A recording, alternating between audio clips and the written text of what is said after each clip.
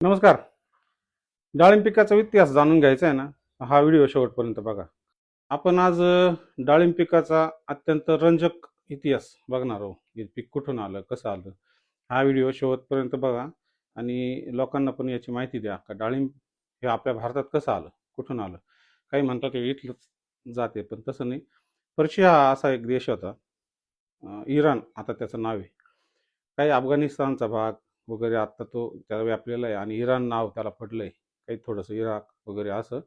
तिथं डाळिंबाची एक व्हरायटी होती जंगली.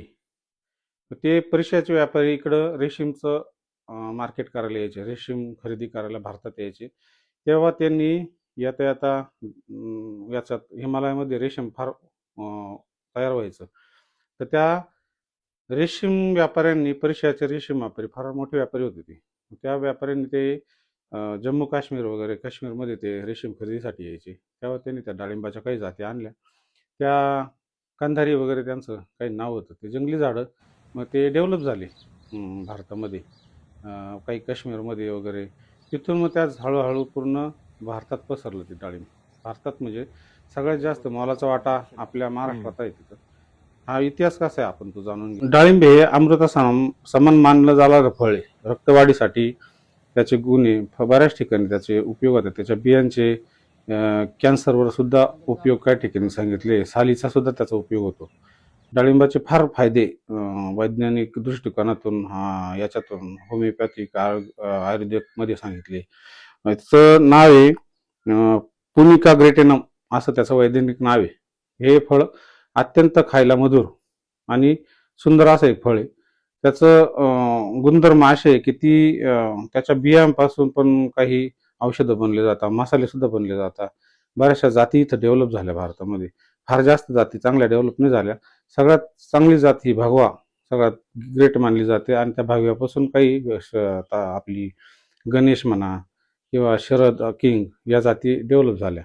या चांगल्या चांगल्या जाती आपल्याला आल्यानंतर डेव्हलप झाल्या. कारण तिकडून आलेलं ते फळ आहे ते आपल्या भागात चांगलं सूट होत नव्हतं. नंतर ते अफगाणिस्तानमध्ये बरंच पसरलं. अफगाणिस्तानचं डाळिंब हे सगळ्यात जास्त गोड मानलं जातं.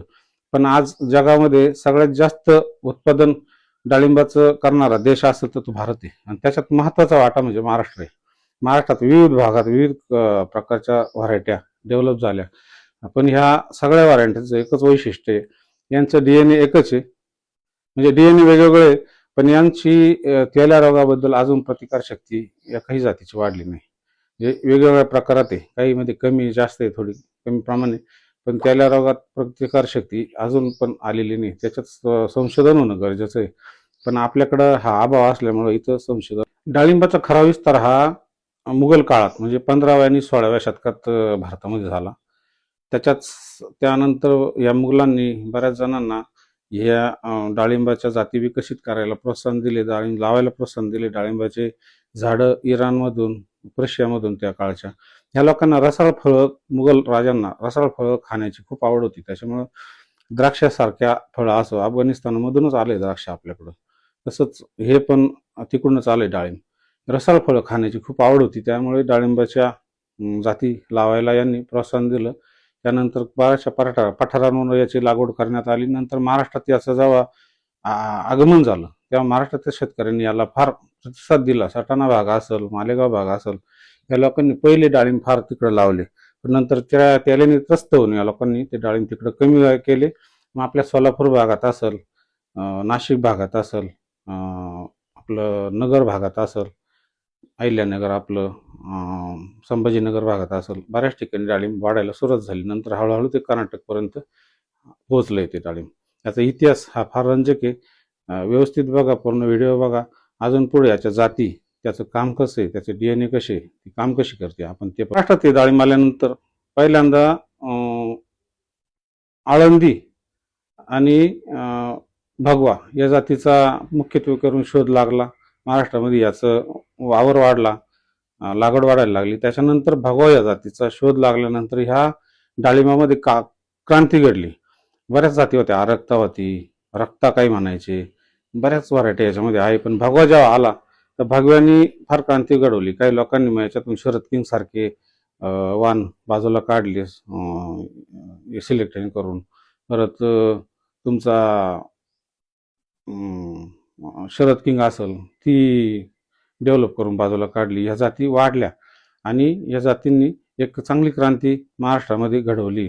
आज महाराष्ट्र हा डाळिंबाचं नगदी पिकामध्ये सर्वोत्कृष्ट हे मानलं जातं, माहेरघर मानलं जातं. डाळिंबामधून बरेच शेतकरी श्रीमंत झाले. बऱ्याच गावांमध्ये डाळिंबाचे आज स्वतःहून रेट ठरवले जातात आणि स्वतःहून त्याचं मार्केटिंग केलं जातं. आणि भारतामध्ये डाळिंब क्षेत्रामध्ये महाराष्ट्राला डाळिंबाची टोपली असं नाव संबोधित आलंय. द्राक्षाला कसं द्राक्ष इंडस्ट्रीमध्ये निफाड म्हणजे द्राक्ष इंडस्ट्रीतला सगळ्यात राजा असं मानलं जातं, तसंच डाळिंबाला महाराष्ट्राची डाळिंबाची टोपली म्हणून उद्भवलं जातं. भगवा किंवा शरद किंग किंवा सुपर भगवा ही प्रामुख्य करून आपल्याकडे लागवड केलेली डाळिंबाच्या जाती आहे. याचा रंग वरून पण लाल, आतून पण खूप लाल आणि चवीला नरम आणि खूप गोड असं याला मानलं जातं. त्याच्यामुळं ह्या जाती शक्यतो 80% भागामध्ये भगवा, शरद किंग, सुपर भगवा ह्याच जास्त विकसित होत चालले. आणि त्या अजूनही एखादी नवीन जात आली, कोणी सिलेक्शन केलं किंवा आपल्या संशोधन केंद्रामध्ये सिलेक्शन झाली तर नवीन जाती यायला वेळ लागणार नाही आणि आपला विकास व्हायला वेळ लागणार नाही. याच्यानंतर सोलापूर लाल आहे, फळ थोडं आकाराने छोटं, जात काटक आहे, आकाराने छोटं, साल पातळ आणि त्याचा दाना थोडा कडक आहे, म्हणजे बी थोडी कडक आहे त्याची. त्याच्यामुळे हे पसंती थोडी कमी आहे, पण तरी उत्पादनाला हे चांगलं आहे. याच्यानंतर बऱ्याचशा व्हरायटी आहे, अनार लाल, बऱ्याचशा अशा व्हरायटी अशा डेव्हलप झालेल्या आहे. मित्रांनो, हा इतिहास तुम्हाला कसा वाटला, चांगला वाटला की वाईट वाटला, कमेंटमध्ये सांगा आणि लोकांना पण शेअर करा, माहिती द्या. आपला व्हिडिओ फॉलो करा, जास्तीत जास्त लोकांपर्यंत पोहोचवा. धन्यवाद.